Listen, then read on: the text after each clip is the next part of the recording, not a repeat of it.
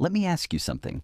Have you ever had that feeling where you know deep down that you are capable of more, but somehow life keeps pulling you back into the same old patterns? You want freedom, you want success, you want to feel proud of what you've built, but instead, the bills pile up. Your energy feels drained, and no matter how hard you work, it seems like you're running in place. If that sounds familiar, you're not alone. So many people feel stuck exactly where you are right now. And the truth is, it's not because you're lazy or because you're not smart enough. It's because most of us were never taught how success really works. That is exactly why Napoleon Hill wrote Think and Grow Rich. And let me tell you, this book is not just about money. Sure, money is a part of it, but at its heart, this book is about understanding the mindset and principles that create abundance in every part of life. And today, we're going to walk through it together. Not in some complicated textbook way, but like two friends sitting down over coffee, really digging into what this book is saying and how it can apply to your life right now. Let's begin. Napoleon Hill spent over 20 years of his life studying some of the most successful people in the world. We're talking about legends like Thomas Edison, Henry Ford, Andrew Carnegie, and many more. He wanted to know, what makes these people different? What are they doing that others aren't? And what he discovered was powerful. He realized that success wasn't just luck, and it wasn't just about working hard. It came down to a certain way of thinking, a certain set of habits, a philosophy of life that anyone could learn. He broke it down into 13 core principles. And don't worry, we'll go through each of them in a simple, clear way. But before we dive into those, we need to understand the foundation. And that foundation is this: everything starts with desire, not a casual wish. Not of you, wouldn't it be nice if. Napoleon Hill said the people who actually create wealth and success in their lives are the ones who hold a burning desire, a hunger that keeps them moving, even when things get tough. Think about it. How many times have you wanted something, but not badly enough to stick with it when obstacles came up? That's the difference. Successful people don't let go of that desire. They turn it into a clear vision. Now here's where it gets interesting. Hill didn't just say, want it really badly and it will happen.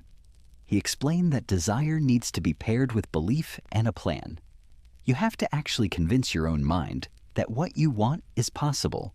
And the way you do that is through what he called autosuggestion. Autosuggestion is basically training your mind by repeating to yourself what you want in the present tense until your subconscious believes it. It's not some mystical thing.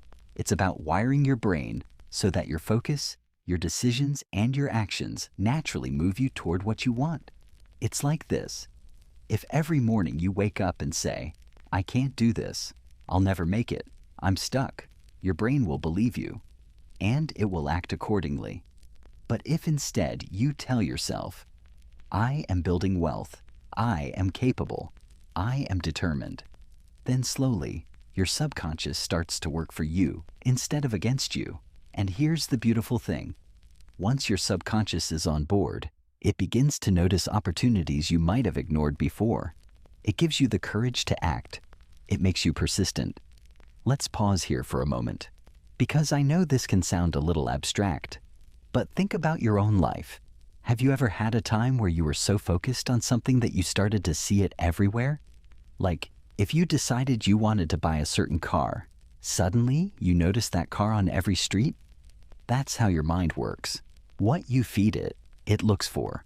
So the key is to feed it what you actually want, not what you fear. By the way, if you're enjoying this so far, just tap that like button. And hey, tell me in the comments, where in the world are you watching from? I'd really love to know. All right, let's keep going. Another principle Hill talks about is faith. Not necessarily in a religious sense, although it can be if that's important to you. But faith as in absolute belief that what you're aiming for will come true. He says when desire and faith are combined, the results are unstoppable. But of course, belief alone isn't enough. You also need knowledge.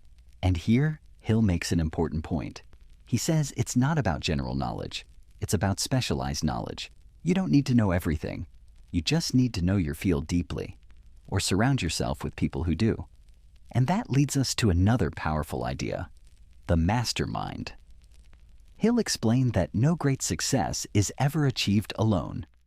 The mastermind principle is about surrounding yourself with a group of supportive, like-minded people who share ideas, encourage you, and help you solve problems. When two or more minds come together with harmony, it creates a third invisible force that's greater than the sum of its parts. Think about that for a second. How often do we try to do everything on our own? How often do we isolate ourselves because we don't want to look weak? But Hill is saying real power comes when you open up and connect with others who can help you grow. Now let's talk about imagination. Hill believed imagination is one of the most important tools we have, because everything that exists in the world was first imagined by someone. The chair you're sitting on, the phone in your hand, the building you're in. None of it existed until someone imagined it. But here's the key. Imagination needs to be directed. Hill talks about two types of imagination. Synthetic imagination, which is when you take old ideas and combine them in new ways. And creative imagination, which is when fresh ideas seem to come out of nowhere, often when you're inspired or deeply focused. And if you think about it, the people who succeed are the ones who dare to imagine something different and then act on it. Now, all of this sounds good, right? Desire, belief, imagination. But there's one thing that will absolutely determine whether you succeed or not, and that is persistence. Hill says most people give up far too soon. They face a few failures and they quit. But the successful ones keep going, even when it looks hopeless. He reminds us that many of the greatest successes came right after people thought they had failed for good. There's a story he tells about a man who was digging for gold. He gave up just 3 feet before striking the biggest vein of gold in the area. 3 feet. He quit too early. And someone else came in, kept digging, and found it. How often do we do the same in life?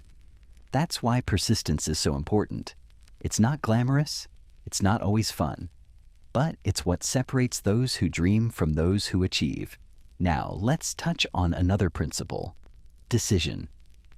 Hill says one of the common traits of successful people is that they make decisions quickly and firmly. They don't overthink forever. They don't wait until everything is perfect. They decide and they act. On the other hand, people who fail often delay making decisions, or they change their minds constantly. Have you ever noticed how exhausting indecision can be? How it drains your energy? That's why this principle is so crucial. And right alongside decision is organized planning.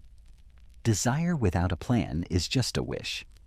Hill teaches that you need a clear, practical plan. Even if the first plan doesn't work, that's okay. You can create another. The point is, you must have a structure for your actions.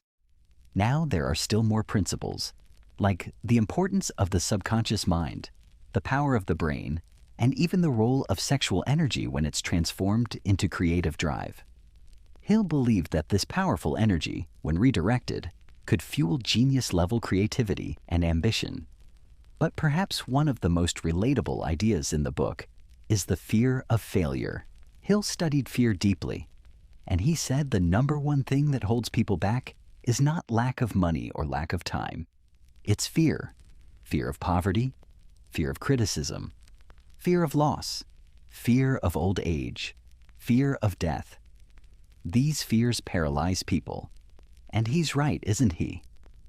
How often have you stopped yourself from chasing something because you were afraid of what others would say, or afraid of looking foolish? But Hill reminds us that fear is just a state of mind. And since it's in the mind, we have the power to change it. Here's what I love about Think and Grow Rich. It's not just theory. It's not just believe in yourself and everything will be fine. It's practical. It's about rewiring how you think and then pairing that with real action. And I think that's why this book has lasted for so many decades.